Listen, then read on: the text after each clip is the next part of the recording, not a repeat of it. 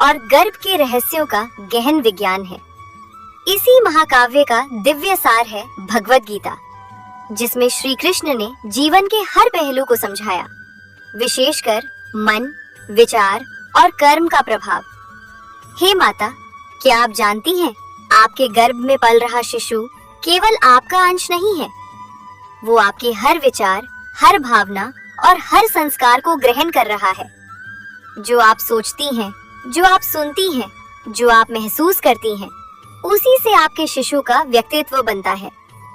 पांडवों की जन्म कथा हमें यही सिखाती है कि वे साधारण बालक नहीं थे, बल्कि दिव्य विचारों, पवित्र भावनाओं और उच्च संस्कारों का परिणाम थे।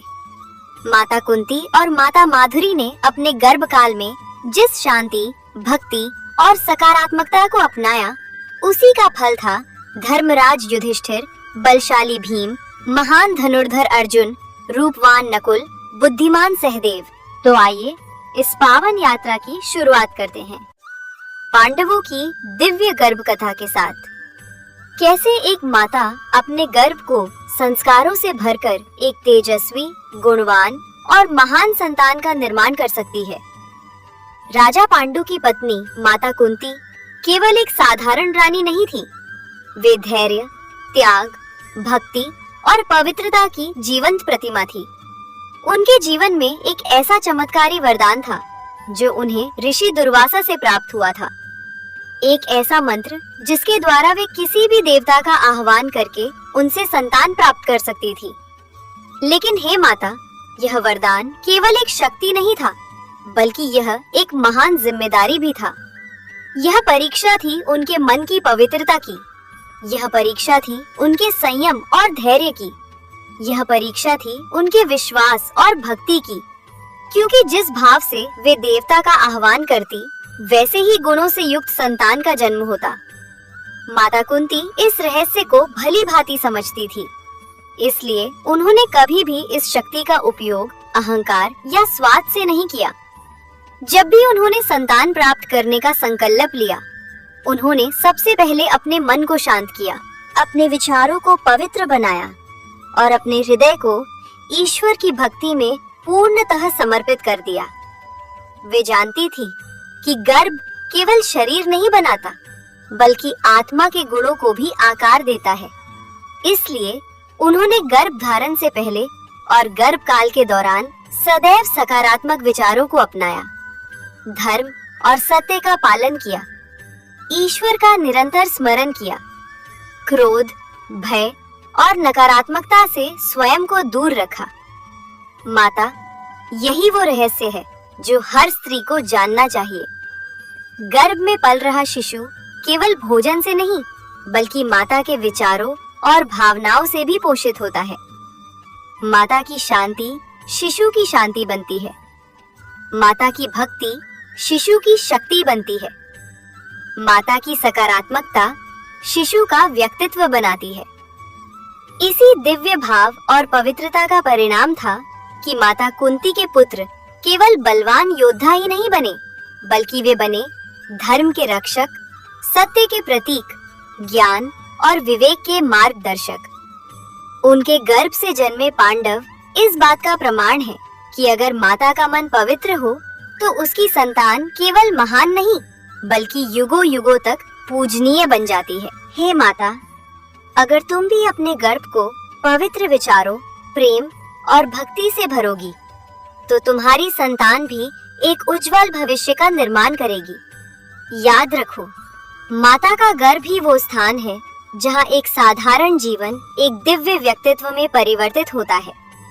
जब माता कुंती ने अपने प्रथम पुत्र को जन्म देने का संकल्प लिया, तब उन्होंने किसी सामान्य शक्ति का नहीं, बल्कि स्वयं धर्मराज का ध्यान किया। उस समय उनका मन पूरी तरह सत्य, न्याय, धर्म और पवित्रता में लीन था। उन्होंने अपने हृदय को हर प्रकार के विकारों से मुक्त कर लिया था। ना कोई भय, ना कोई लोभ, ना कोई क्रोध। केवल एक ही भावना थी, धर्म की स्थापना और एक श्रेष्ठ आत्मा को जन्म देना। हे माता, यही वो क्षण था जब एक दिव्य आत्मा ने उनके गर्भ में प्रवेश किया और समय आने पर जन्म हुआ धर्मराज युधिष्ठिर का। युधिष्ठिर बचपन से ही असाधारण थे। वे सत्य के प्रतीक थे।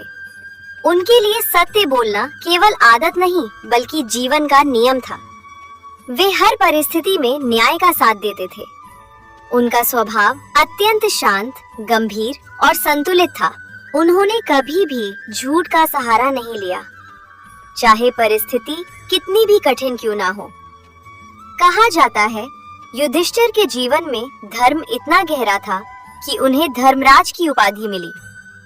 उन्होंने सिखाया कि सच्चाई का मार्ग कठिन हो सकता है, लेकिन वही मार्ग अंत में विजय दिलाता है।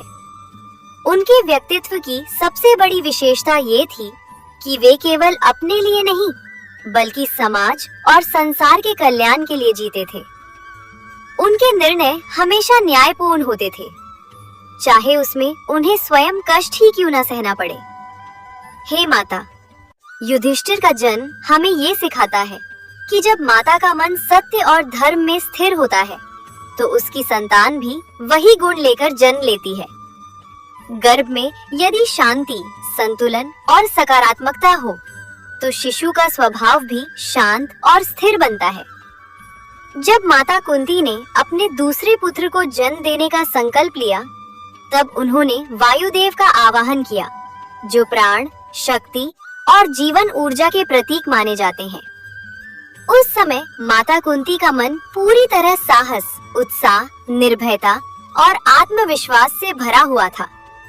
उनके भीतर कोई डर नहीं था, कोई संकोच नहीं था, केवल एक ही भावना थी, ऐसी संतान को जन्म देना जो हर कठिनाई का सामना कर सके। हे माता, यही वो दिव्य क्षण था जब अपार शक्ति से युक्त आत्मा ने उनके गर्भ में प्रवेश किया और समय आने पर जन्म हुआ महाबली भीम का। भीम बचपन से ही असाधारण थे। उनके भीतर अद्भुत शारीरिक बल था। वे अत्यंत साहसी और निडर थे। किसी भी अन्याय के सामने कभी नहीं झुके। अपने परिवार और प्रियजनों के लिए सदैव रक्षक बनकर खड़े रहे। कहा जाता है कि भीम की शक्ति केवल उनके शरीर में ही नहीं थी, बल्कि उनके हृदय में भी उतनी ही मजबूत